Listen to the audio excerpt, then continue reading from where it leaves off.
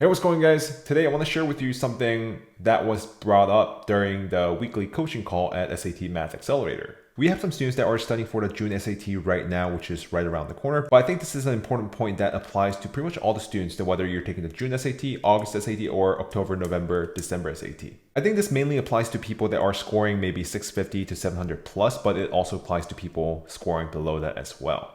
And what we talked about was how we allocate our time on studying. What I mean by that is when you're studying, you don't have to study everything. Actually, you should not study everything, because chances are there are a lot of parts that you are already good at on the SAT. And there are also concepts where you are pretty bad at.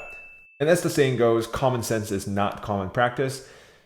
When students focus on what they are bad at, they are also focusing on what they are good at. But if you think about it, on the SAT, no matter how much better you get at the concepts you are good at, you're not going to score higher.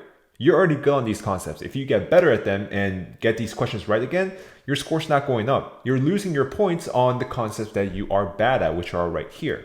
So when you're studying, you have to make sure that you're allocating more time on the bad concepts rather than the good concepts. I call it more like 70-30. I think it should be 80-20. But how it works is 80% of the time you are studying and reviewing should go on the concepts that you are bad at. And the 20% of the time should only go onto the concepts you're already good at. We're not trying to get better at these concepts, we're just trying to maintain these things so that they won't go away.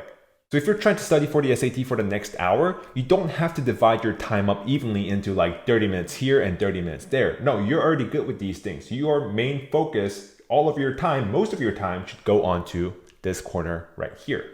Studying the concepts that you're already good at is a lot easier than studying what you are bad at. Doing this portion takes a lot more time, more energy, and a lot more work, and it stresses you out. And as humans, we generally gravitate toward things that are easy, things that do not require too much effort. So naturally, we spend most of our time studying the concepts that we are already good on to give us a false sense of achievement and false sense of progress, where in reality, you're not making any progress. You are exactly where you are right now because you're still bad on these concepts. People often think that whatever makes us happy is good for us, and whatever stresses out and make us not happy is bad for us.